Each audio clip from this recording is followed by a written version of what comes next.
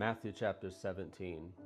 6 days later, Jesus took Peter and the two brothers, James and John, and led them up on a high mountain to be alone.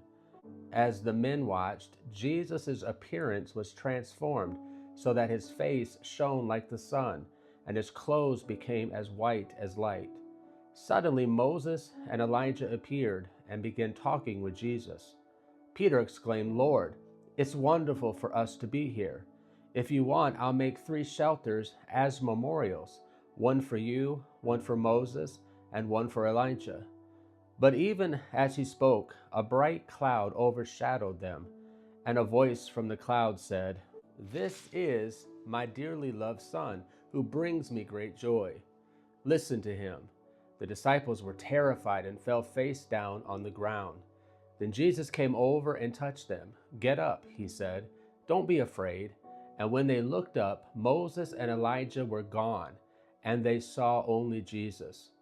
As they went back down the mountain, Jesus commanded them, "Don't tell anyone what you have seen until the Son of Man has been raised from the dead." Then his disciples asked him, "Why do the teachers of religious law insist that Elijah must return before the Messiah comes?" Jesus replied, "Elijah is indeed coming first to get everything ready. But I tell you, Elijah has already come, but he wasn't recognized, and they chose to abuse him.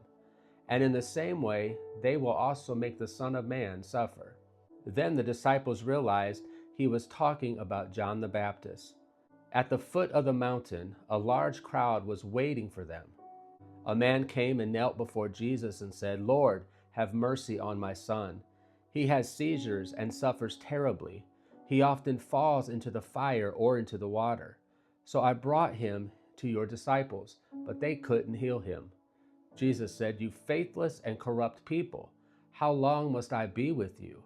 How long must I put up with you? Bring the boy here to me." Then Jesus rebuked the demon in the boy, and it left him. From that moment, the boy was well. Afterward, the disciples asked Jesus privately, "Why couldn't we cast out that demon?" "You don't have enough faith," Jesus told them. "I tell you the truth. If you had faith even as small as a mustard seed, you could say to this mountain, 'Move from here to there,' and it would move. Nothing would be impossible." After they gathered again in Galilee, Jesus told them, "The Son of Man is going to be betrayed into the hands of his enemies. He will be killed, but on the 3rd day he will be raised from the dead." And the disciples were filled with grief. On their arrival in Capernaum, the collectors of the temple tax came to Peter and asked him, "Doesn't your teacher pay the temple tax?" "Yes, he does," Peter replied. Then he went into the house. But before he had a chance to speak, Jesus asked him, "What do you think, Peter? Do kings tax their own people or the people they have conquered?" "They tax the people they have conquered," Peter replied. "Well then," Jesus said, "the citizens are free. However, we don't want to offend them, so go down to the lake and throw in a line. Open the mouth of the first fish you catch, and you will find a large silver coin. Take it and pay the tax for both of us."